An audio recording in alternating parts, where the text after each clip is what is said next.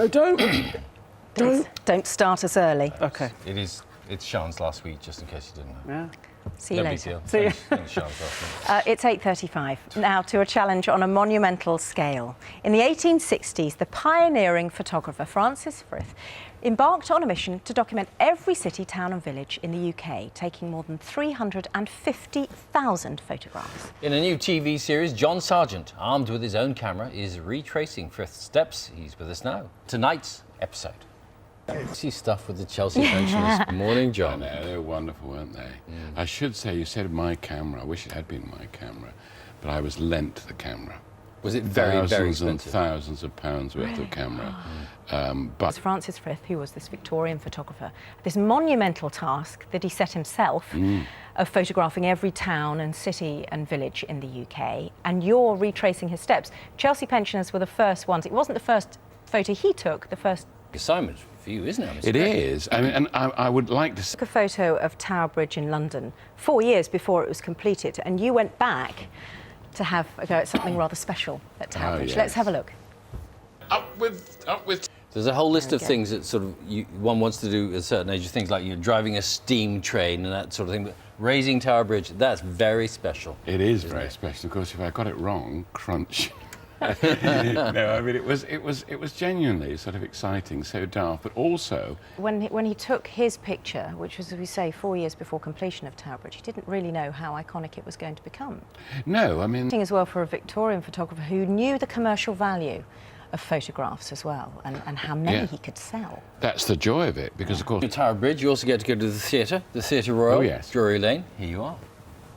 here at the These days, you couldn't have a career like that. You couldn't start as an actor, then become a journalist, and then go on to do the other things you've done as well. Yes, It's but not everybody. Here. Yeah, it's not just anyone, is it, really? Thank you, John. Nice to see you. You can see John in Britain's first photo album tonight, 6:30 BBC Two, and then how many nights?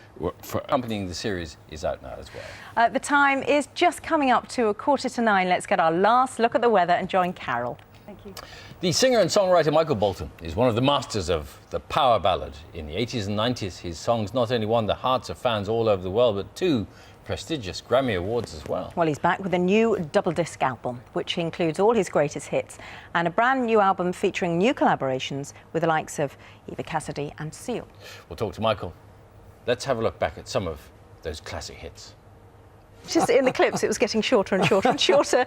Was it quite a loss then when you too early? It's a family show. Okay. Presume some kind of you instruction. literally had to fight to wear long hair. But sort of a rocker, though, when you were younger. I mean, Yes. ballads were not your thing. You were sort of what? On this album, there are a lot of songs which are... Well, you've got Sitting on the Dock of the Bay. Yeah, I have the classics. You have the classics. They were but hits for because me. you do belt it out, Sitting on the Dock of the Bay, and Yeah, it's a very it's different... a little more intense. Yes, a little more Yeah, tense. A little intense. Oh, intense. Yeah, hopefully not tense. Yeah. But they must have, when you're recording a song that is that important, which is a very big odious song and is very powerful. It's about loneliness and homesickness, and it has that trademark sound on it. You must have had some discussion in the studio as to whether to put a whistle on or not, because it's a fundamental thing. Because the song is not till now anyway. I mean, there's an intimacy. Yeah. Wow. I had to study to sing with Pavarotti, so learn how to the technique. Because I am a tenor, I've always been able to. Now, with When a Man Loves a Woman. Okay. Here you go. Radio silence then from now on until your next concert. Thank you very much for Soon coming. enough. Yeah. Thank you. Thank you. Nice to see you. My pleasure. Thanks again. You too. Michael's new album, Gems, is out now.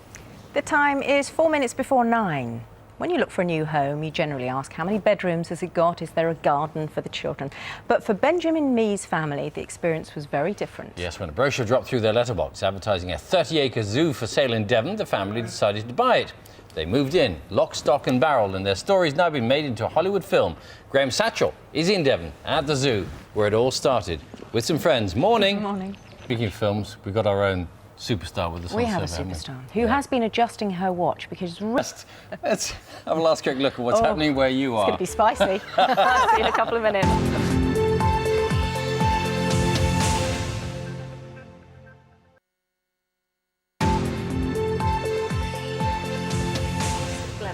Welcome back. We're back. We're on air now. She helped define the 80s from her power shoulder pads to her killer heels when she played the troublesome Alexis Carrington in the TV soap Dynasty, but in a career spanning several decades, Joan Collins hasn't just found success in acting, but also in writing and producing. And she's going to take to the stage with a one-woman show about her time in the limelight, and she joins us. It seems very hollow that people are pursuing fame for its own sake and not... Joan Collins starts tomorrow night at the St Albans Arena and then goes to Leicester Square Theatre. And the book, The World According to Joan, full of indispensable advice, is out now. That's it from us for this morning. Tomorrow we're talking to Sir David Frost. He's got a programme on about interviews and how to conduct them, and the violinist